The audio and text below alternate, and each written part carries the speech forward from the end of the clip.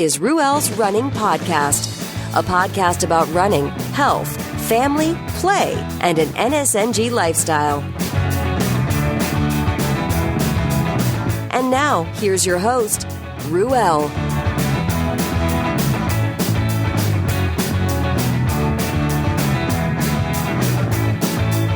Excuse me as I rock on. That's Went Away by Dorothy Lane. Dorothy Lane out of Martinez, California. That's out of the Cut and Dry album. Check them out at dorothylanemusic.com. Yeah.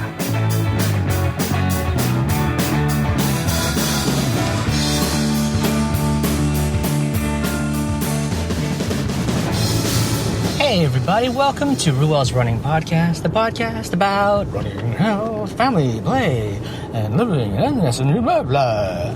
Yep, that's what it is, exactly. All clear as mud.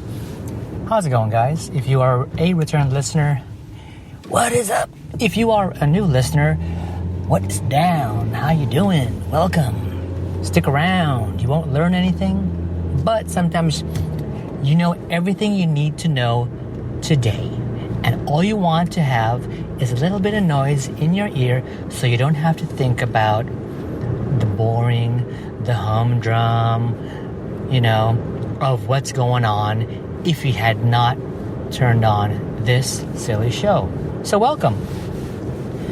I like to start by asking the question, what's cooking?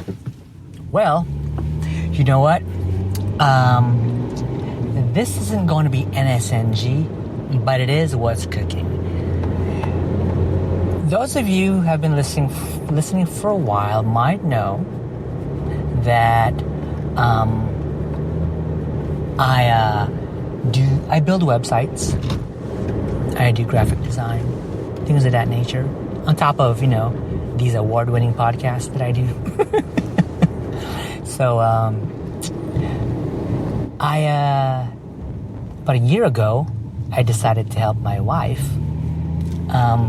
make a website and an online store so that she could make available to folks close,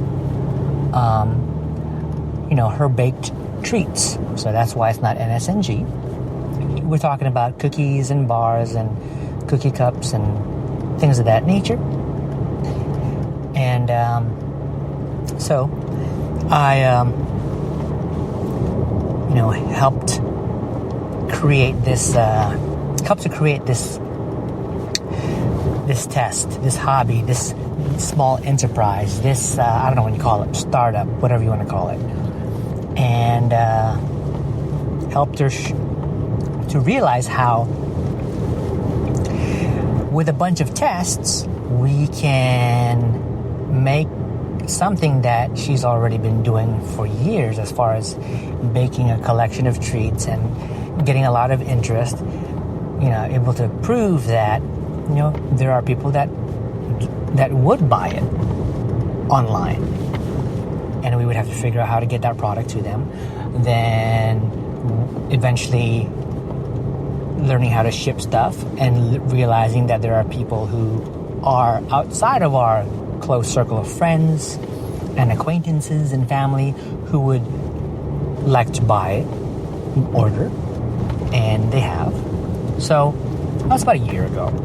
So what's cooking? Well, in my wife's, we'll call it her online bake shop, right? She has a few things that are like gluten-free type options, some dairy-free, but recently there has been interest from someone we don't know, someone who's contacted my wife and is interested in a vegan rendition of some of these treats that my wife has been showcasing on the website. So, my wife is the master baker in the house, and she is also sort of the chief yummy officer. She's also she's kind of the creative yummy officer. I would say she develops these things, and they get taste tested and all that good stuff. And she's been having a lot of good responses, good feedback about things. So lately, there's this individual who wants some things. So we've been working with trying to develop a vegan chocolate chip cookie, or sort of something like that.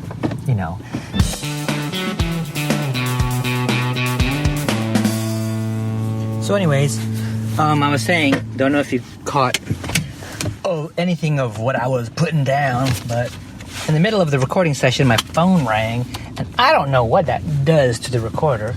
See, for the new listener,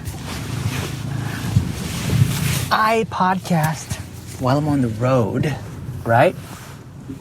And what that means is I'm talking to my phone to talk to you. And it's an app. It isn't a I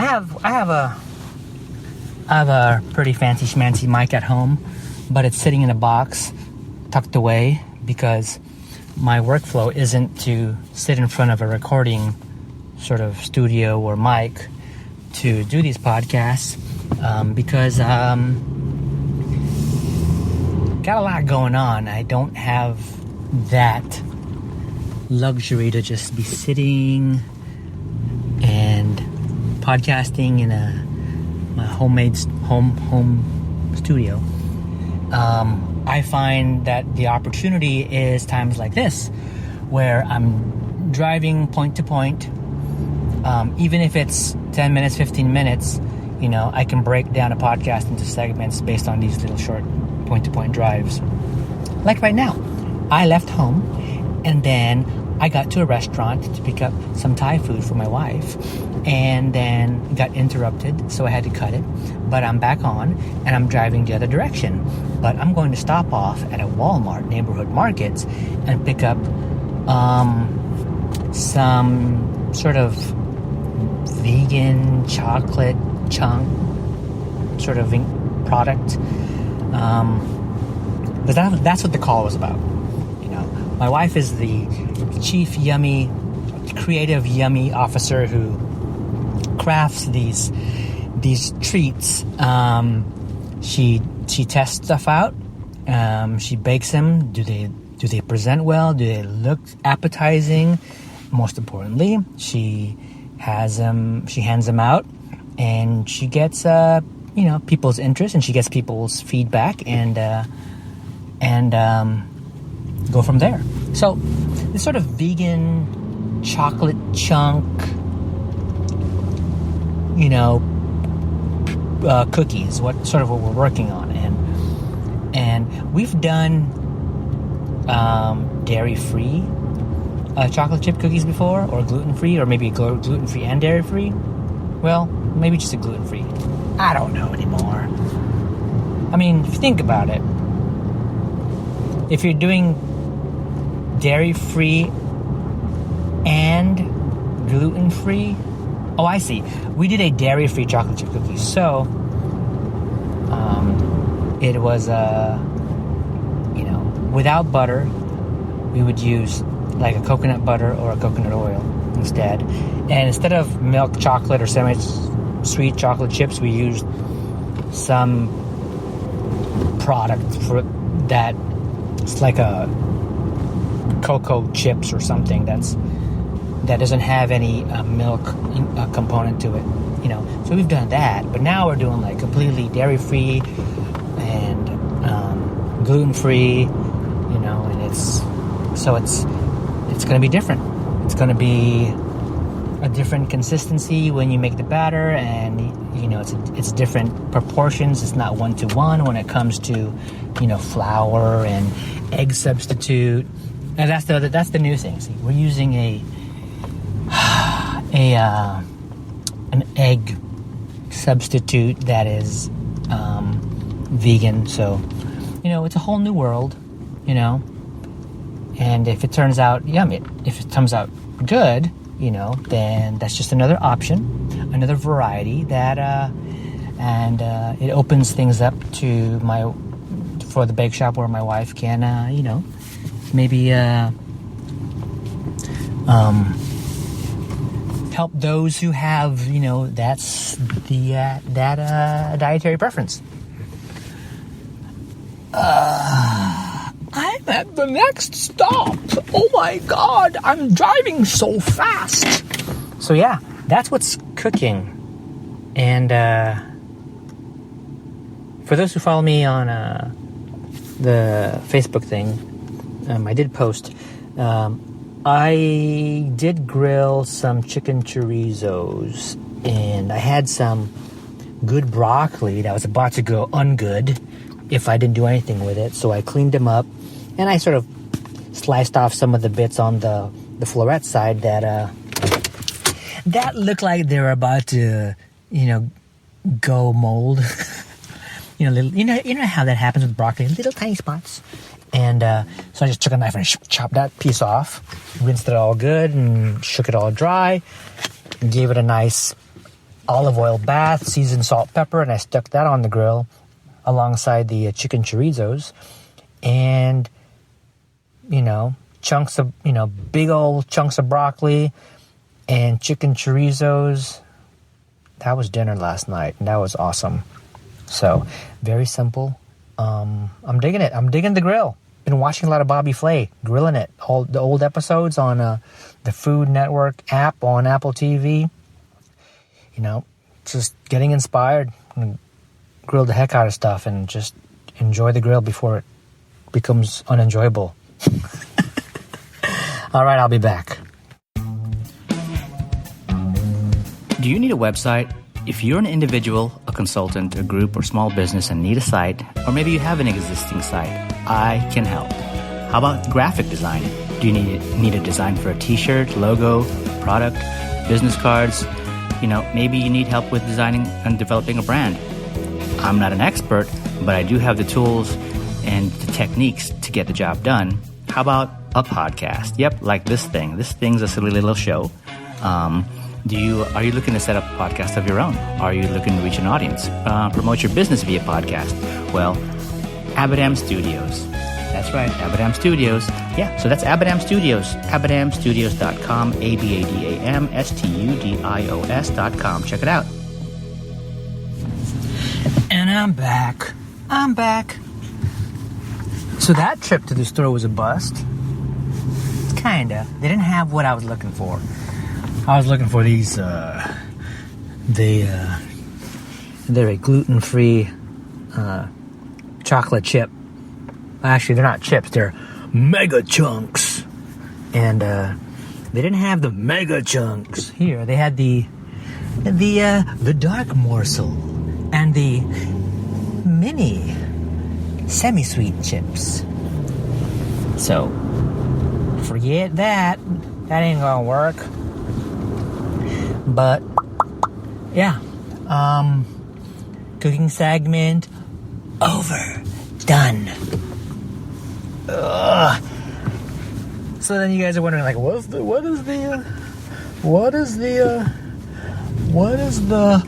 the bake shop's name? What's the web address? I heard somebody say that. It's called thechocolatedozen.com. And, I tell you what, and I've been feeling this way ever since. In the NSNG group years ago, there was somebody who,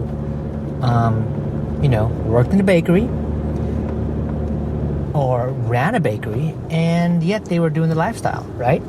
And it's sort of like a contradiction. It's like, how you sell grains and sugar to the masses, yet you don't consume them yourself. What kind of message does that say? You're a hypocrite. Hey man, I tell you what. If you run a business that's your livelihood, and you happen to sell sugars and grains, drugs, alcohol, fighting cocks and dogs, and fighting fish and praying mantises, you know, you got to make a living. You know, doesn't mean that you can't still have a healthy lifestyle, right? Or what do you call it? A healthy body. A healthy body free of, you know, things that make you unhealthy. So, you know, more power to them. And so, you know, years later, I find myself, oh, look at me. I'm building a website, you know, great, because that's what I do on the side. My wife has a bake shop, sugars and grains, right? Okay, well, it's sort of on that livelihood sort of category. It's not like and here's the other thing. Listen to Vinny Tortorich and Anna Vocino on a Monday podcast, the one passed earlier this week as of this recording. I think I heard Anna say, talking about a different fan, follower, listener who runs a bakery and does NSNG. Anna said, that's hardcore because, you know, you could be easily tempted and taken off of your NSNG game if you're selling baked stuff and cakes and cookies and donuts or whatever the heck it is, right? And I'm like, yep, that's the truth. And the truth is, my wife and I, we bake, but we don't eat it, right? Who eats it? So who tests it out? My son does, right? But guess what? Even he knows that he's not he's not even interested in eating it like there's no tomorrow, right? He'll taste it and he'll decide, yeah, that was good, or that was nah. He gives it a rating from 1 to 10 sort of thing, and based on what he says, that lets us know things were good or things are like, let's not even bother with that, or let's go tune things. So, but yeah, I'll bring a collection of treats to the office, right? And then people are thinking like, wow, you must eat these a lot. I'm like, they don't realize it. I don't eat a crumb. I don't. I make beautiful treats, but I don't eat them. I'm not going to eat a brownie. I'm not going to eat a chocolate chip cookie. I'm not going to eat a cookie cup. I'm not going to eat any of the bark, any of that stuff. But I make them. I make stuff from scratch. I know how to make brownies from scratch, chocolate chip cookies from scratch, sugar cookies from scratch. God, I'd make a mean, and I'm not promoting and condoning folks eating this, especially on a regular basis. It's just a treat, right? It's this triple threat bar, and it's a layer of chocolate chip cookie made from scratch. It's brownie made from scratch, and Rice Krispie treats made. Well, you can't make Rice Krispie treats from scratch. Any idiot can make Rice Krispie treats. So, yeah, it can be tough, and I've unfortunately I don't. It doesn't appeal to me. The sweets. God, give me some bacon. Give me a nice steak, some ground chuck. Give me sausages. Give me oh God, that stuff. It's like, oh. Speaking of food, I'm kind of disappointed at the olive oil company that I get my California olive oil from. Recently, I found that they make a variety of olive oil where they mix their California olive oil with olive oil, in quotes, from other countries like Chile, Portugal, and blah, blah, blah. And I don't trust it. And I watch and I see oh, look, those bottles are bigger. And oh, look, they're not as expensive. Yeah, because guess what? That olive oil is probably garbage. It's probably not even pure olive oil. So, whatever.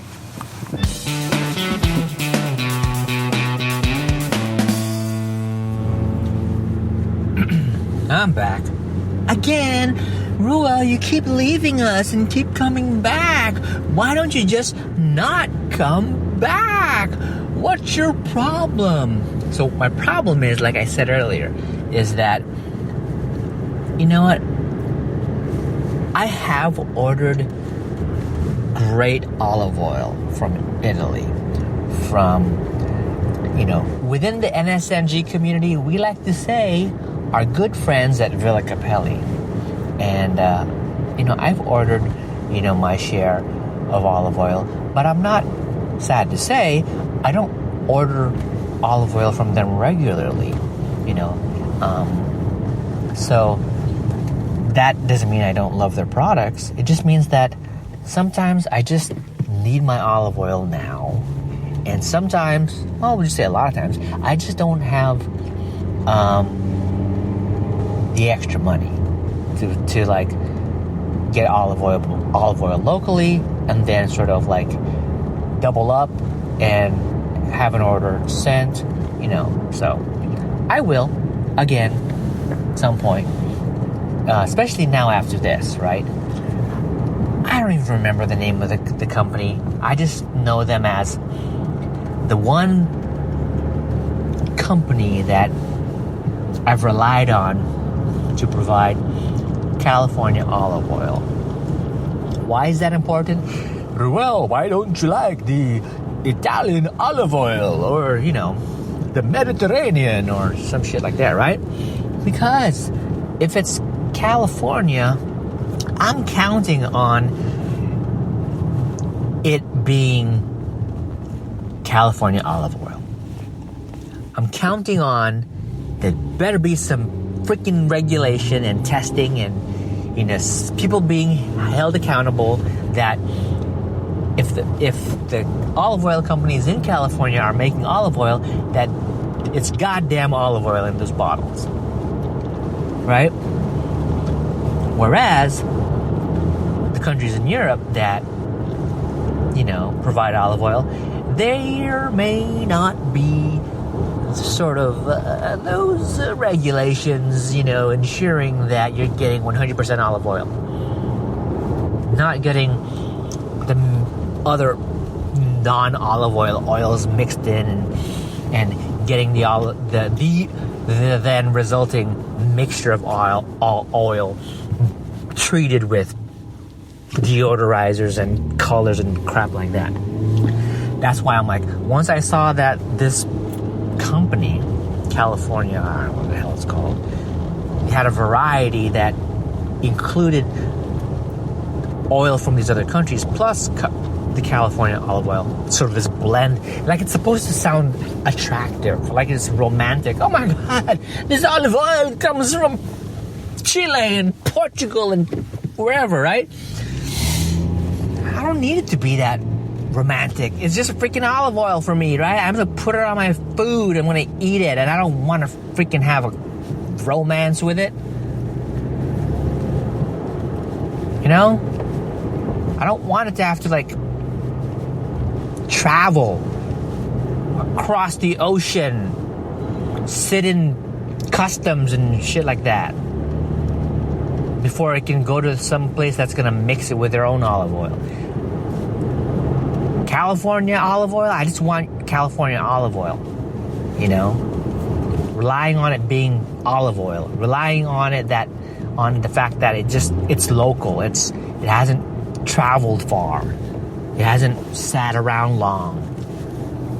So I tell my wife, look out, we're going to still get the olive oil that we like to get, but if you see the one that says it's mixed with these other oils from other countries, don't get it. You'll see it too. It's like the bottles are bigger. You can get greater volume of oil with this variety. Like, no kidding. Why? Because it's probably not 100% olive oil. But Ruel, does it really matter? Does it really matter that it's not a 100% olive oil? Yes, because you're supposed to get olive oil.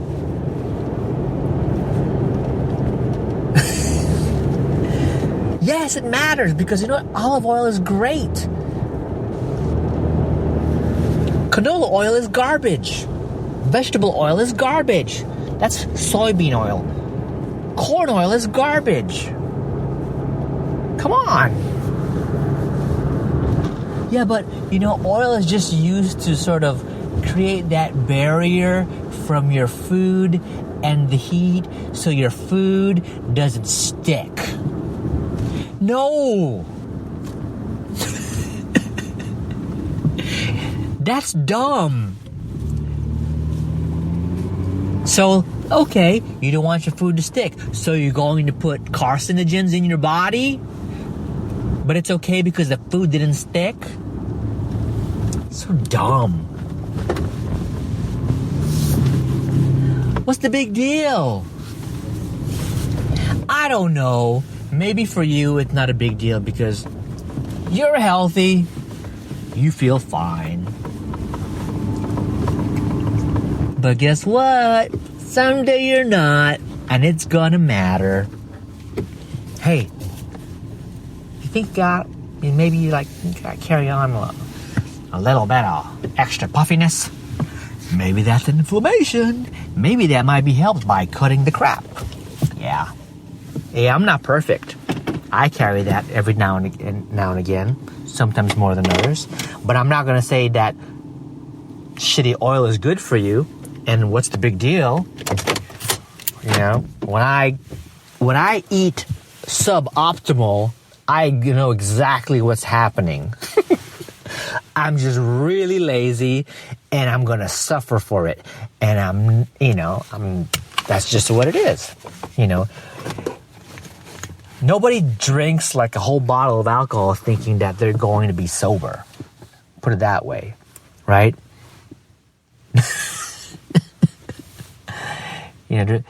You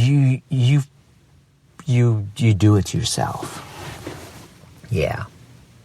So anyways, I love you guys. Guess what? The way this podcast flows, the magic of podcasting, you don't realize that another day has passed since that previous break. Yep, sure enough, I'm smooth like that. See ya? It's a different night. And I want to shout out to Lonnie again. I want to shout out to Jackie Jones. What's up, Jackie? JJ. Lonnie had scheduled Jackie on the Service Guys podcast. So the three of us had a neat chat for that podcast earlier today. It's awesome. Jackie is her line of work. She's been in the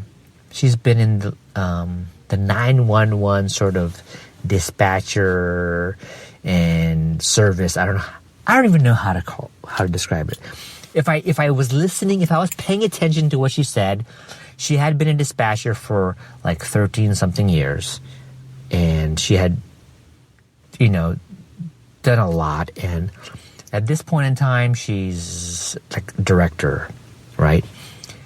And she made me realize, and if you listen to the podcast you'll realize too, like, man, 911 dispatchers got it really, really rough because they get to listen to people who are in the heat of a moment, in a disaster, emergency type of situation, to get the right and immediate response dispatched while they try to kind of talk the person through the moment, all happening like like fast, right? And they're people too, and it takes its toll. And not only that, is they don't often get to know the outcome of a situation.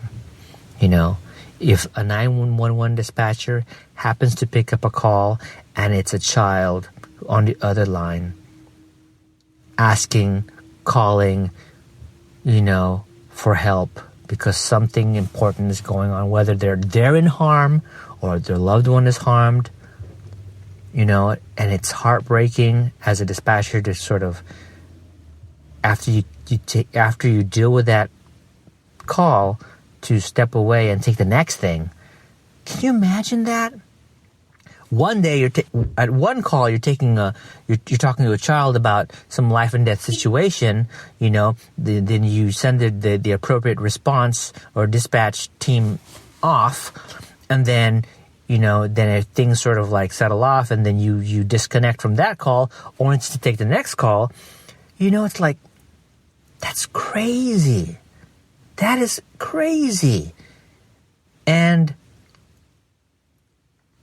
as Jackie said when we had the conversation, Lonnie, Jackie, and I, Jackie said they don't get that closure, right? Because they don't always get to hear the outcome, and sometimes they're going to want to know, like, oh my God, what happened to that child? You never know. Did that child make it? Did that child not make it? Did their parents make it? Did their parents not make it? Right?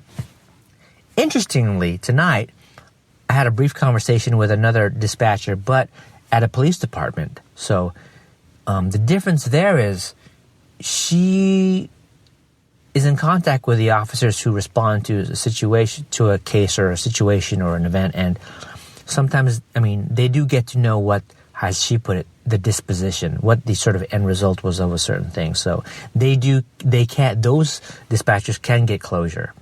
But 911, we never know, man. It's rough. And it's yeah, so anyways, shout out to Lonnie, shout out to Jackie. So you guys, when you guys listen to this podcast, you'll be like, oh, I remember, yeah, I know what's going on. So yeah, awesome. Oh, I'm out on another errand for the family, and it's a Friday night, so I'll catch you guys later.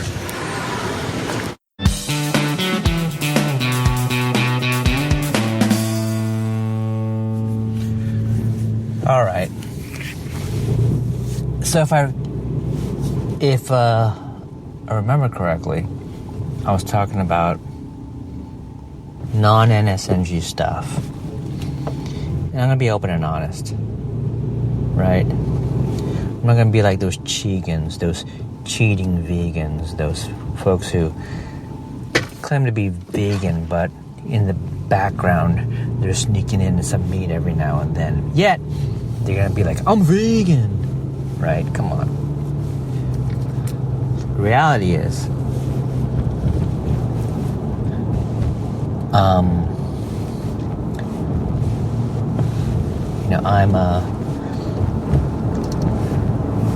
my path to NSNG is, I totally get it, right? And my stage of my journey through NSNG had been,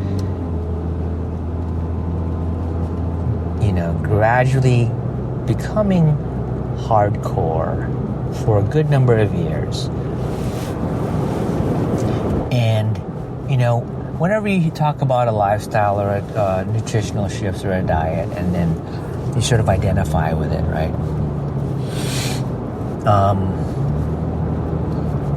What you need to take into consideration is that everybody's different. And I've had to learn that. Everybody's different. And everybody's going to start to think that however way they experience it is how everybody else should experience it. I was that way. I was like, okay, this is how I am approaching it. You could do the same. But then my eyes are opened when I start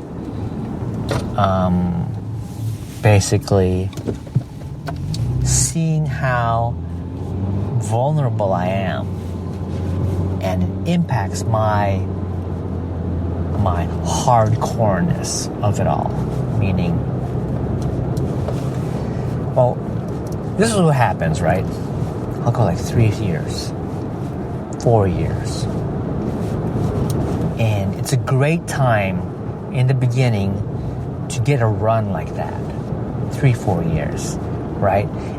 And it's great because those are usually the times where you're like, whoa, look at that. I just lost 5 pounds. I lost 10 pounds. I lost 15 pounds. I lost 20 pounds, right? And then it becomes, this is awesome. I'm going to keep going this course. And then eventually you understand that loss is not linear. You know, it happens when it happens. And then depending on your energy needs and depending on what you consume, if things are sort of stable, then you lose however much you need to lose weight-wise, right? The only way it'll change is if you change your energy needs and you change what you eat and how much you eat, right? And so I lose a great amount. I feel great. I like the way my body is feeling and looking, right? And I feel like after 3-4 years, I'm like, I got this, right? I got this. And I want to share it with everybody. I want to tell everybody how it happens, how they can do it too. In the process, I just regurgitate a bunch of shit. People's eyes roll, and then I have to learn, like, okay, I gotta stop because people are gonna be ready for it whenever they're ready for it, and a lot of times people aren't gonna be ready for it. So why even just keep trying to just talk about it? In the process, turning people off. So if I can get people to recognize, like, okay, Rule kind of does that no sugar, no grains thing. Okay, whatever. Okay, that's his thing. Okay, but he stopped bugging me about it, so I at least know that that's his thing, right? So should people want to do it down the road, they can always come to me and say, like, hey, do you still do that? You know, I'm thinking of doing it, or I'm starting to do it. You know, then they can come to me as someone that can relate to what they're going through. So anyways, so what happens is I go through several years, I get a good amount of success, I'm feeling good, I'm feeling impervious to, I don't want to use the word bulletproof because that's a different thing, but I'm feeling like, yeah, I'm straight, I'm settled in, I'm good. Holidays roll in, boom, I'm still losing weight, even though I enjoyed a great holiday meal. Next holiday, boom, look at that. Did not gain a pound. I'm on top of the world. Next holiday, dang. I've proven it. I'm straight. I am good. You know? Right? And that is a benefit that I experienced. I'm not going to say that you can. I'm not going to promote it. You know, it's just, I'm an example of something, and my personal experience had been that, right? And then what happens is, and I didn't count on this, I did not count on this, and it's real. Emotions, your mental wellness is a powerful force. And it's such a powerful force that despite how much impervious to gaining weight and stuff was,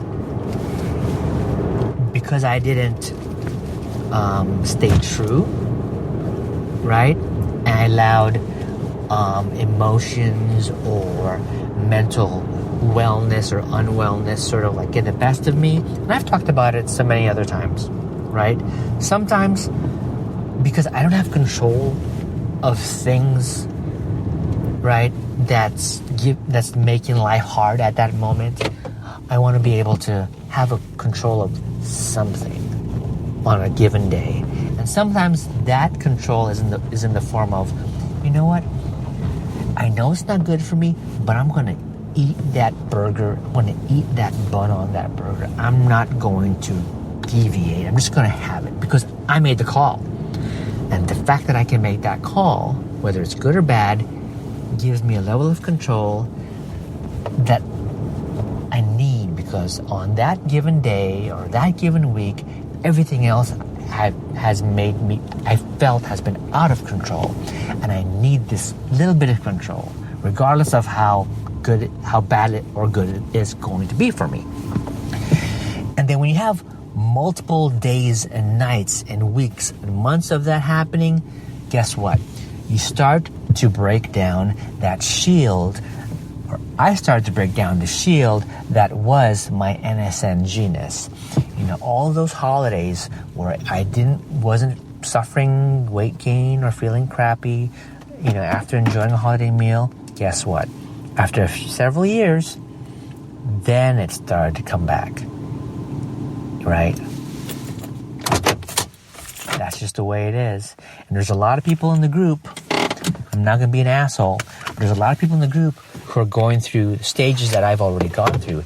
And I wish them a whole lot of power and strength for when the times get really, really tough. Not because someone put something delicious in front of your face that isn't good for you, but man, emotions are power. The emotions are power. That's a powerful thing, and yeah, you gotta watch out. So, fortunately, I'm in a position where I could still wear the clothes that I'm wearing, but I have places and spots that I could stand to tighten up, right? Weight wise on the scale, if it even matters, I would be happy to lose 12 pounds, right? So I just need to, just sort of be on top of things and just, I don't know. Maybe this is where it's going to settle off for the rest of my life. I'm in smaller clothes the clothes that I've been in high school, like that I've been able to enjoy since being on an NSNG lifestyle. But I'm not like fixated the way I used to be, where I would stand on the scale and pay attention to the weight, or I would look in the mirror and try to find each ab, and that type of stuff. I stopped doing that stuff. But it sure was fun in that period, because there was a lot of success that was being had and being held on to. Now it's like, I'm not where I used to be, but I'm still better off. But yeah, there's room to get back to, should I really, really, really, really want it. That's all I got to say about that.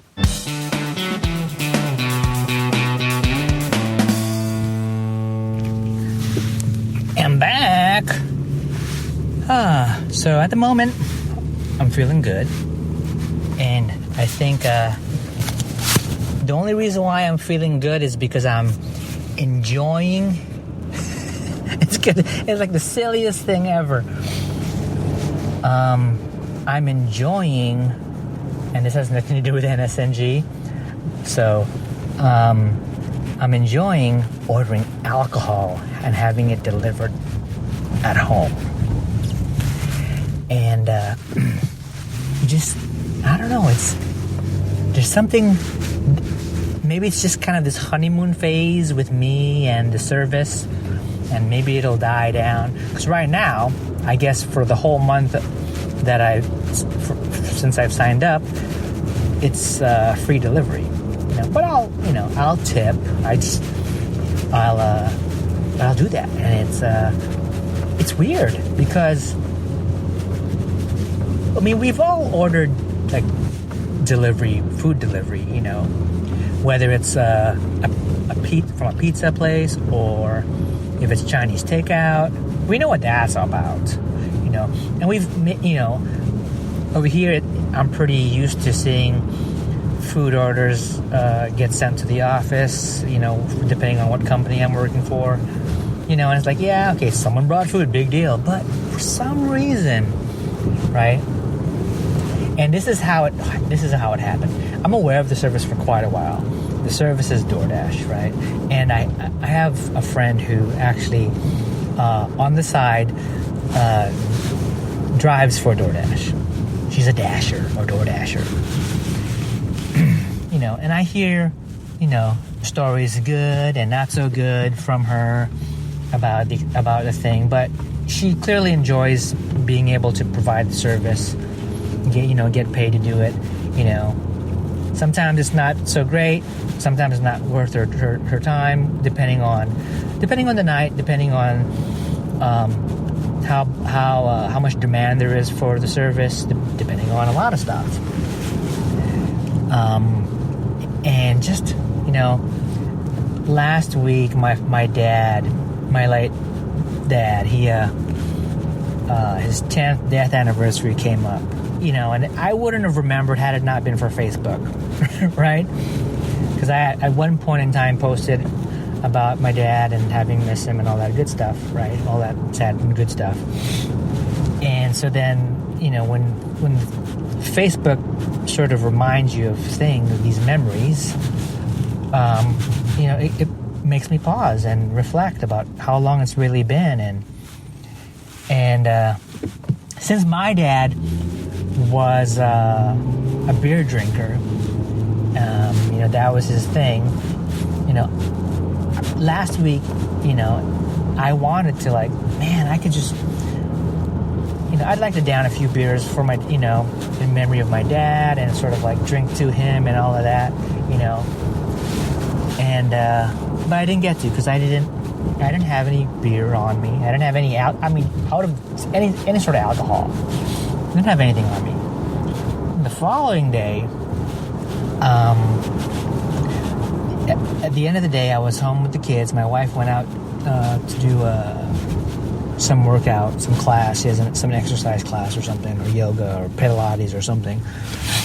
And I was feeling sort of man, it'd be a good time for me to around or after dinner, just to sort of just chill out and have a drink, but nothing. But I don't know how it came to me, but I was like, why don't I see who delivers alcohol, right? And then there's a couple services that I'm aware of, so I googled both services to see which one which delivered alcohol, and sure enough, the DoorDash one did.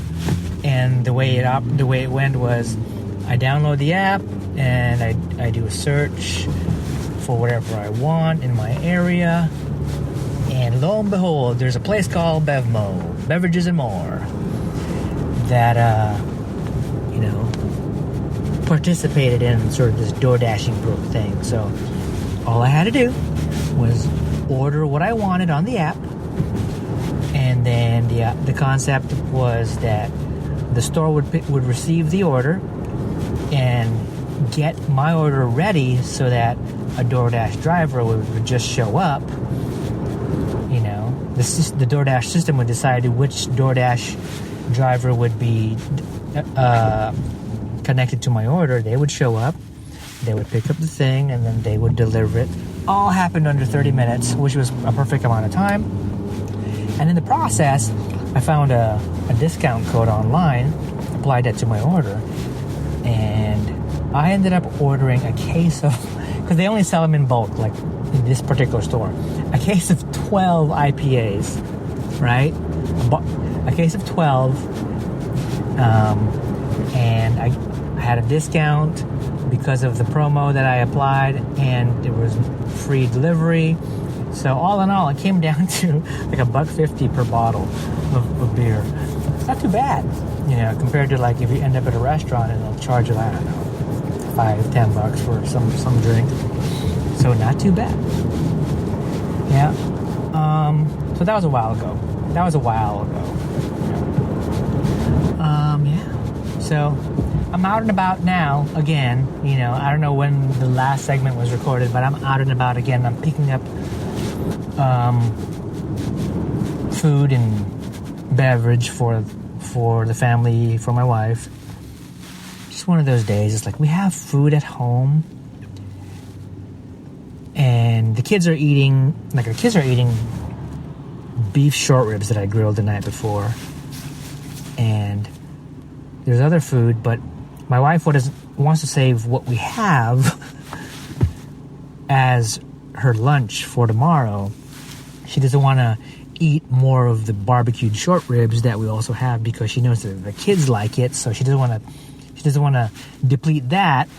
So, I'm just being the good husband and heading out, getting her oat milk tea.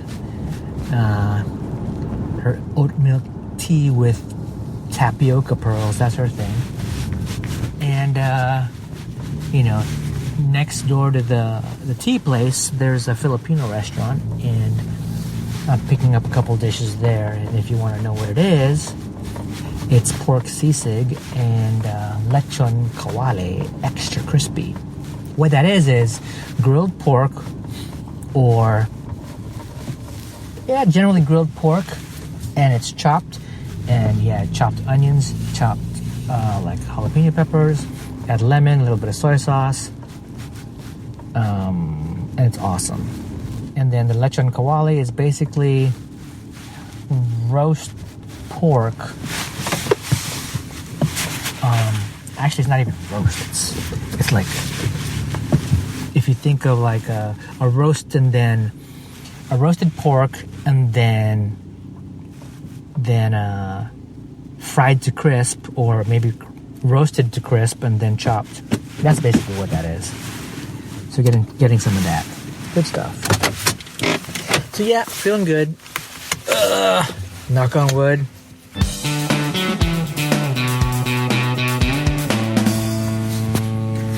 So by the time this episode comes out, the Service Guys podcast would have released the episode with good old Jackie Jones. So, yeah. Did I talk about that already? Well, I think I did. So, yeah, look out for that. Had a podcast. Lonnie, Jackie Jones, and I, we had a good old time. Talked about things that a 911 dispatcher goes through, and some of the crazy stories. If you hear liquid sort of churning and kind of churning around, churning back and forth, that is not my stomach. That is not my bladder. That is a beverage. I gotta secure it. Ugh. Okay. So, yeah. So guess what? Had an amazing time with the family in the past weekend. Oh my God.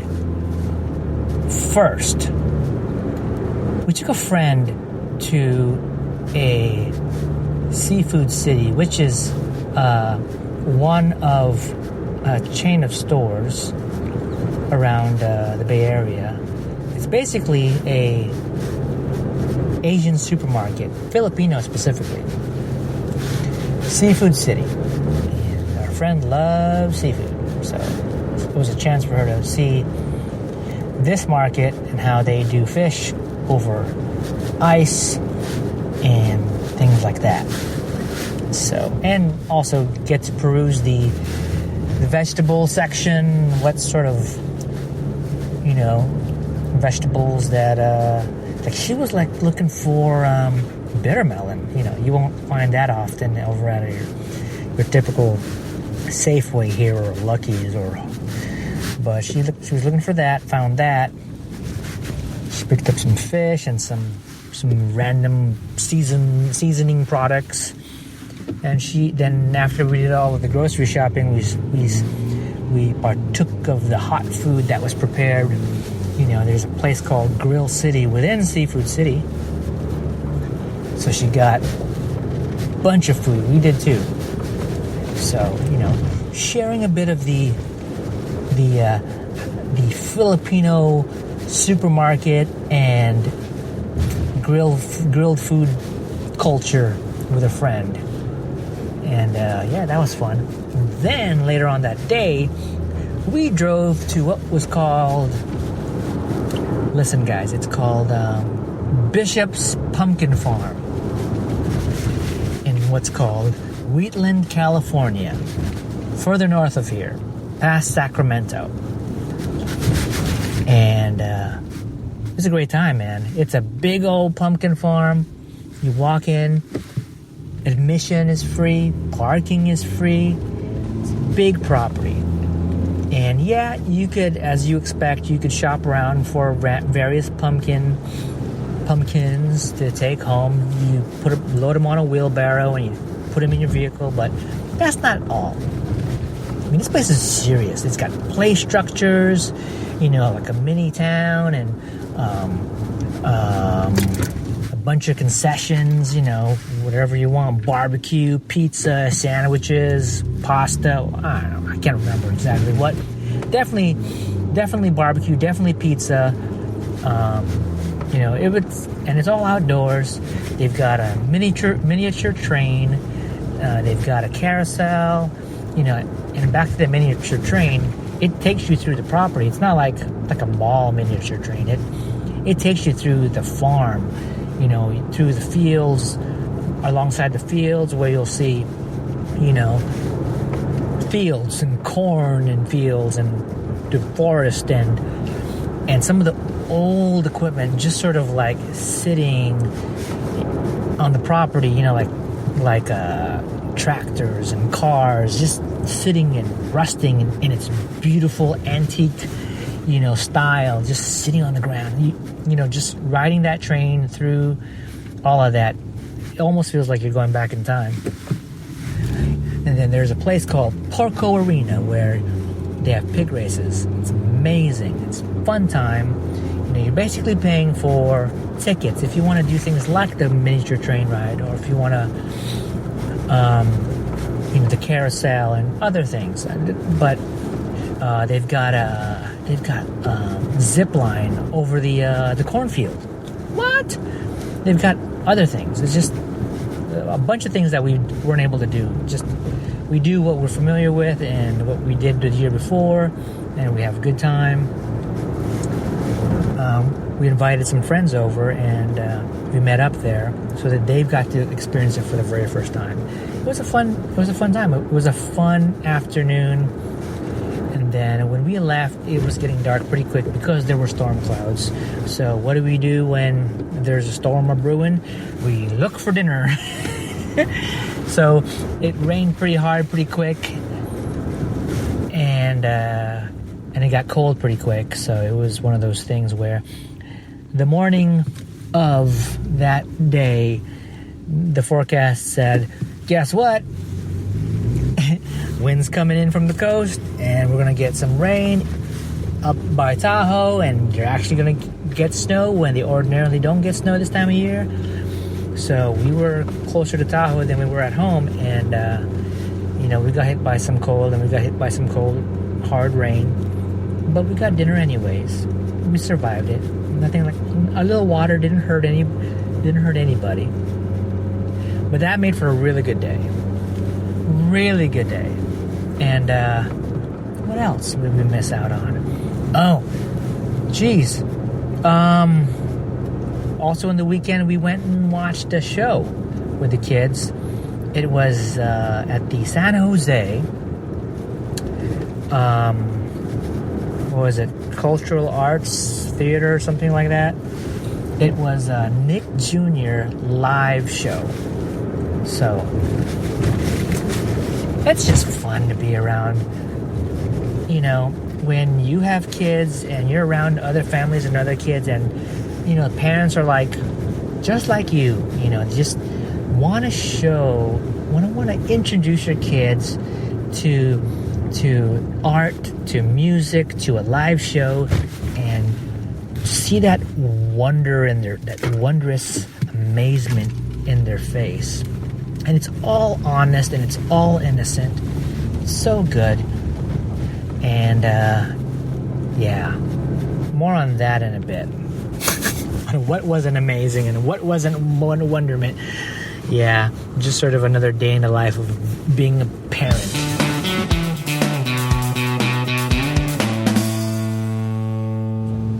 Okay, I'm back. So I need to get this out because I think it's just it's kind of funny, and for those who aren't parents, you need to understand. Actually, parents of little ones. So the family goes out to the show, right? And as described in the previous segment, really enjoyed it. I mean, to watch your kids' eyes light up in amazement and awe, and there's a level of arts because of the music and dance. There's an element of fun. You know, it's a kids show, and to see the other parents, they light up as well. Not just because of the show, but they light up because they get to watch their little ones light up. Right? It's all about being lit. But so leading up to it, right? We drove to the venue, and we've been to this venue before, and in the past we've parked in a parking garage in San Jose, so we know what it's all about. And in the past couple times we've done it, we realized there's actually an open air parking lot that folks go to. That's a little bit closer. There's less of a walk. You don't have to go through the whole garage sort of logistics, going up the ramp and kind of going through each of the sections to find a spot. This is just a nice open lot. Just pull right in, find a spot, and then use the machines to pay for parking. So this year, for this show, we decided let's do that. But let's do it even more efficient, and I'll drop off everybody in front of the venue, curbside, and then from there, I would just take the vehicle to the lot and pay for parking and all that jazz. So the three kids go out, my wife goes out, and I leave, I head over to the parking lot. It's about a block away, and then I get in the lot and I find a spot really easy, super easy. And then in this lot there are 3 pay stations. Basically you press buttons, you stick your card in, it processes it, it gives you a little printout receipt and parking pass that you can put on your dash. Now the problem is it just takes really long for it to process. You have to do I don't know. It sounds really simple, like 2 or 3 button presses to confirm things, right? But it takes long for it to respond. You press the button, you wait. Screen updates, you do the next action, you wait. The screen responds, and you wait. You stick your card in, and you wait even longer until it processes. It's just really long and tedious, And I go through. I'm like, I don't know, the 6th in line, and I get through. And while I'm in line, my wife texts me and wonders like, "Have you found parking yet?" Because in her mind, I should have been there already. I'm like, well, I'm standing in line, and it's just taking really long. So there, okay. And then eventually, I get to the machine, and I press the buttons, and I enter my card, and then the thing basically shuts down. It goes through a mode of it's resetting, and I stand there and I'm staring at the screen that it's going to reset, and it's doing it for like a long time. I'm like, this may never even come back. So everyone, and there's a line behind me, and people are like, I heard a person behind me say, "Oh, poor guy," poor guy. He was next in line, and that's what it seemed like. Poor guy meant he was next in line. He's up at the machine, and then it shuts down on him. Poor guy. I'm like, poor guy. In my mind, like, you're even worse off. You're several people behind me. You've got to wait just as long. Even longer. So I turn around, like, I'm heading to another machine. So I start the process over again. I wait in line. I get another text message. And it's like, so and so pooped his underwear, so he's just trying to like get himself sorted out or cleaned out or whatever. I'm like, okay. Like, he probably like had this urge to fart, and he shouldn't have trusted his fart if he wasn't feeling good, and he made a little bit of a mess in his underwear, like whatever, right? So, yay, parenting.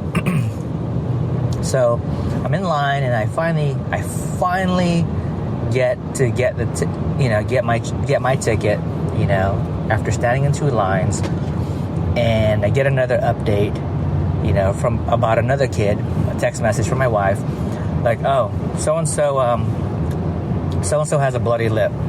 He banged his lip and his lip is bleeding. I'm like, oh, okay. One kid pooped himself. One kid got a bloody lip. I'm like, oh well, I'm on my way. And the third one is being annoying, right? So I run from the parking lot to the venue, and it feels good. I haven't really ran much in a while, so just to be able to get my legs turning felt good. So I get there, and my wife says, well, they had to have us wait on the side so that they can issue us tickets. I was trying to get us balcony tickets, blah blah blah, but we're gonna have to get this other sort of seating. And I don't even know what the big deal is, because in the end, our seating was awesome. It was like, I don't know, 2-3 rows in front of the stage, and the view was great. Balcony seating, I don't know. I don't think that it would have been that great. It just would have been a climb, go up the ramp and whatnot, or stairs to get up to the balcony, So, anyways, I get there, and my kid's got his bloody fat lip. I'm like, what in the heck happened? Never mind. We'll figure it out later. Right now, I'll get you some ice when I get a chance, and in the meantime, before I left the parking lot, I had to get extra. I had to get a plastic bag and dig through the bag of spare clothes in the back so I can get an extra underwear for my son.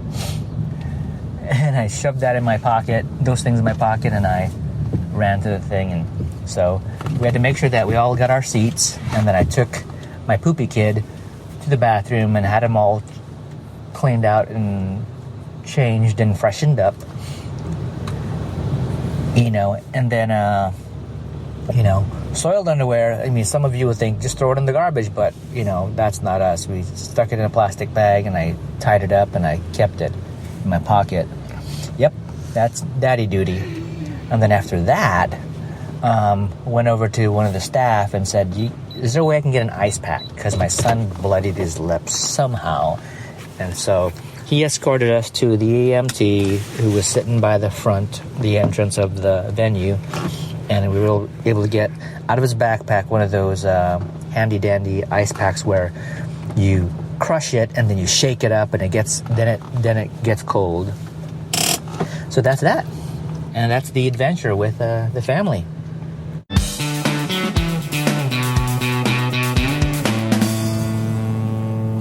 Okay, so what I should do is wrap up.